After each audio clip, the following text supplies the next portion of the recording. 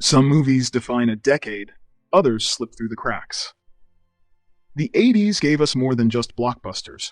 It was a goldmine of overlooked masterpieces waiting to be rediscovered. From gritty crime dramas to ambitious sci-fi, here are 10 hidden gems that deserve another look. The Hitcher, the ultimate highway nightmare. Imagine driving alone at night on an empty stretch of highway. It feels isolated, unsettling, but completely ordinary, until you make one fatal mistake, picking up a stranger. From the moment Rutger Hauer's enigmatic hitchhiker slides into the passenger seat, the Hitcher plunges headfirst into a relentless nightmare of suspense and terror. Hauer is not just scary, he's something else entirely. He's a force of nature, unpredictable, unstoppable, and utterly captivating. He isn't just after blood, he wants to break his victim psychologically, forcing him into twisted games that blur sanity and madness. The barren highways become an oppressive prison, every passing car a missed chance at salvation. Director Robert Harmon masterfully sustains an atmosphere of nail-biting dread, making every moment pulse with menace and paranoia. The Hitcher isn't just another 80s thriller. It's a visceral, existential nightmare that asks uncomfortable questions about fate, morality, and the fragility of ordinary lives. Even decades later, its shocking moments of violence and relentless tension have lost none of their power. By the time the film hurtles toward its brutal climax, you're no longer just watching. You're trapped alongside the protagonist, heart-pounding, unable to look away from the darkness ahead. The Hidden, 1987, the best sci-fi thriller you've never seen. From the opening scene, The Hidden grabs you by the throat and never lets go. An ordinary man suddenly goes on a violent rampage, and then another and another. Why? Because something else has taken control. An alien parasite hijacking human bodies, turning everyday citizens into remorseless criminals driven only by adrenaline, pleasure, and chaos. This isn't just sci-fi. It's a wild, genre-bending ride, combining relentless action, buddy cop dynamics, and terrifying body horror. An FBI agent and a local detective desperately pursue this unseen enemy through neon-drenched Los Angeles, realizing with shocking clarity that anyone could become a monster at any moment. The Hidden is brilliantly unpredictable, seamlessly shifting from car chases to shootouts to moments of eerie paranoia. Its rapid-fire pacing, creative storytelling, and inventive effects were astonishingly ahead of their time, yet somehow the film slipped through the cracks of cinema history. But watch it today, and it feels as urgent, thrilling, and inventive as ever. By the final explosive confrontation, you're left breathless, amazed, and wondering why this film isn't hailed alongside classics like Aliens or The Terminator. The Hidden isn't just underrated. It's an adrenaline shot straight to the heart of sci-fi cinema. Johnny Dangerously, 1984. The funniest mob movie you never saw. Step into the roaring 20s, gangsters, bootleggers, and mob wars, but this isn't the crime epic you're expecting. Welcome to Johnny Dangerously, where Michael Keaton trades bullets for one-liners, violence for slapstick, and the gritty underworld for pure, gleeful absurdity. From the first scene, Keaton owns the screen, turning the archetype of a mob boss into a comedic tour de force. But here's the real question. Why don't more people talk about this film? Every scene brims with relentless jokes, visual gags, and absurd characters who feel lifted straight from classic gangster films, only twisted into glorious parody. Like Airplane and The Naked Gun, Johnny Dangerously fires punchlines faster than a Tommy gun, yet somehow slipped beneath the radar. Its endlessly quotable dialogue and perfect comic timing remain laugh-out-loud hilarious even today. Maybe audiences weren't ready for a gangster film this irreverent, or perhaps it was simply overshadowed by its comedic peers. But watching it now, you'll realize something important. Johnny Dangerously isn't just an overlooked comedy. It's a riotous masterpiece of satire, still waiting for the acclaim it richly deserves. Dead Men Don't Wear Plaid, 1982. Noir like you've never seen it before. What if you could step back into the golden age of noir and inject it with Steve Martin's surreal comedic genius? Dead Men Don't Wear Plaid isn't merely a spoof, it's a cinematic magic trick, blending Martin's new footage seamlessly with iconic scenes featuring Humphrey Bogart, Barbara Stanwyck, and other noir legends. As Martin's private eye investigates a convoluted case, the film brilliantly cuts in footage from classics like Double Indemnity and The Big Sleep, creating a hilariously coherent, yet absurd, detective narrative. You're not just watching a comedy, you're witnessing an unprecedented fusion of old Hollywood elegance and modern comedic sensibility. The realization hits you suddenly. This isn't just clever editing, it's pure brilliance. Steve Martin, with his razor-sharp timing, makes the impossible seem effortless, crafting humor from nostalgia itself. Dead Men Don't Wear Plaid boldly challenges what parody can achieve, blurring the lines between homage, satire, and genuine noir storytelling.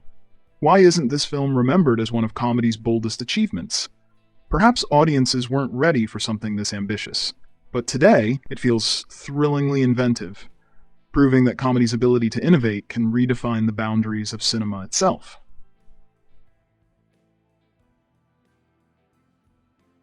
Year of the Dragon, 1985, a crime epic that never backed down. Step into the gritty, neon-lit underworld of Chinatown, a place where crime, politics, and ambition collide in bloody, unforgiving ways.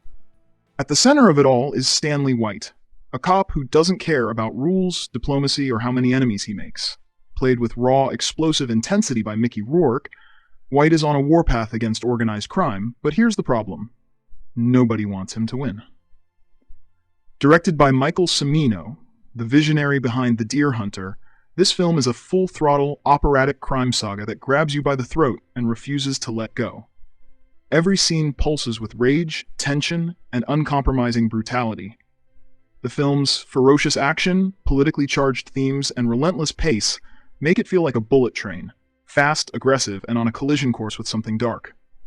But Year of the Dragon didn't just ignite the screen, it ignited controversy. Its unflinching portrayal of race, corruption, and power struggles made it one of the most debated films of its time. Yet decades later, its grit, ambition, and fearless storytelling make it impossible to ignore. Was it reckless? Was it genius? Maybe both, but one thing is certain, it never backed down.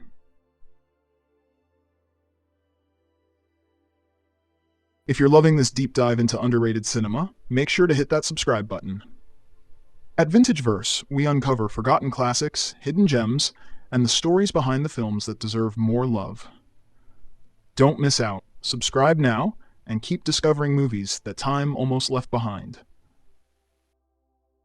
The Last Emperor, 1987. Imagine being crowned ruler of an empire before you even understand the weight of your own name.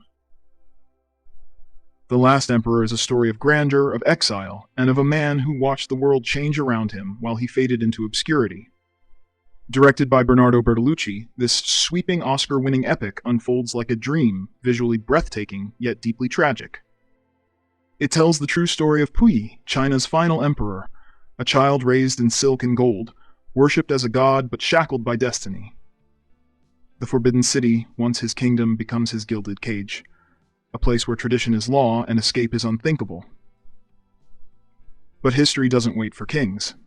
As revolution swallows the old world, Puyi is cast out, powerless, forgotten. The boy who ruled an empire is reduced to a mere prisoner, an outsider in a country that once bowed to him. The Last Emperor is not just a biopic, it's a meditation on power, exile, and time itself.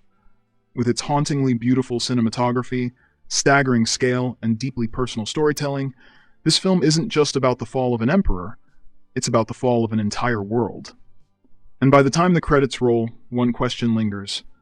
Was he ever truly in control? 8 Million Ways to Die, 1986. A gritty neo-noir on the edge.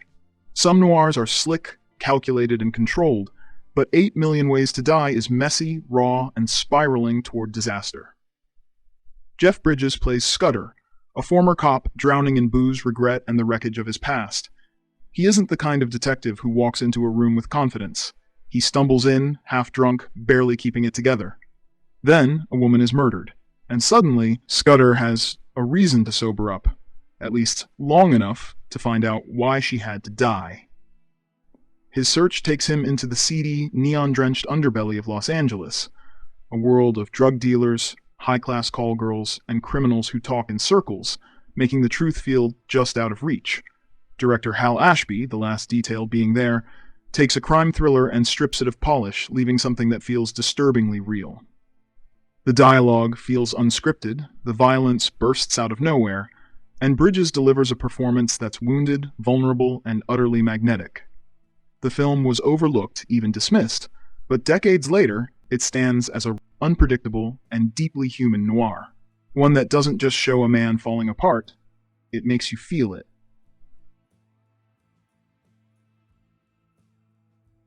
Breaker Morant, 1980, the forgotten war film that cuts deep.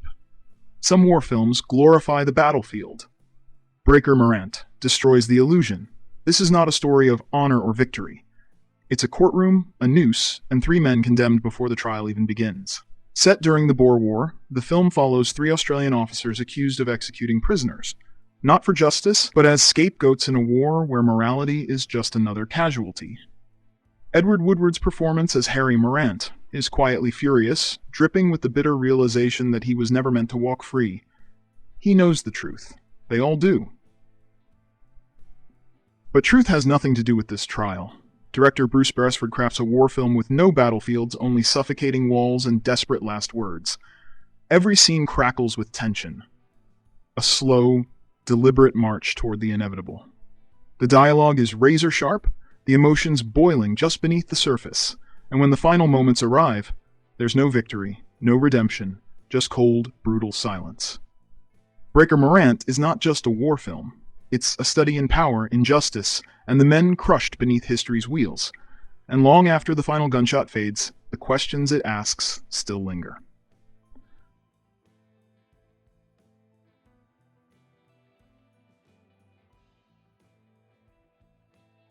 The Pope of Greenwich Village, 1984, the mob story with a heartbeat.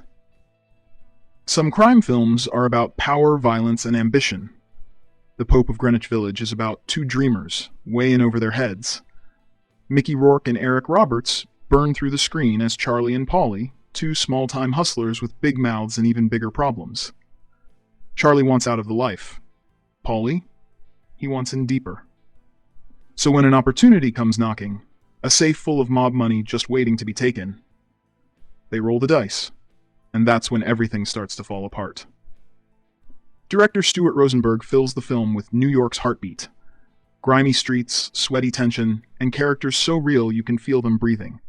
Rourke's Charlie is cool, controlled, and simmering with regret. Robert's Polly? He's a live wire. Hilarious, reckless, and destined for disaster.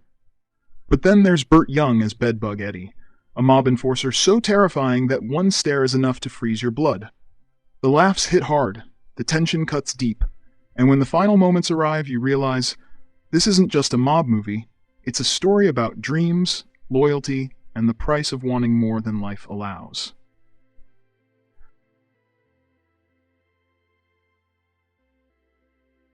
Prince of the City, 1981, When Justice Becomes Corruption. Every cop movie promises justice, loyalty, and honor, but Prince of the City shows what happens when those ideals turn to poison. Treat Williams delivers a career-defining performance as Danny Cielo, an NYPD officer who agrees to expose corruption within the force. At first, it feels like the right thing to do, a chance to clean up the system from within. But as the walls start closing in, Cielo realizes too late that there's no such thing as halfway clean. Director Sidney Lumet, the master behind Serpico and Dog Day Afternoon, crafts a film that feels almost too real, shot with an intensity that makes you feel like you're watching an actual investigation unfold. The deeper Cielo digs, the more he loses control, until the very people he trusted turn against him. This isn't a story about heroes and villains, it's about a man drowning in his own choices, watching his world collapse in slow motion. It's a crime epic, yes, but more than that, it's a suffocating moral tragedy. Because in Prince of the City, once you cross the line, there's no way back. Some films break box office records. Others fade into obscurity, waiting to be rediscovered. But the best ones? They never really disappear. They're just waiting for the right audience to find them. From Prince of the City to The Pope of Greenwich Village, These films deserve more love, so if you've seen any of them, let's hear it. Which one left the biggest impact on you? And if there's a hidden gem we missed, drop it in the comments. If you love deep dives into cinema's forgotten treasures, hit that like button and subscribe to Vintage Verse, where the past always has something new to say. And now, go watch something great. You never know what classic you'll fall in love with next.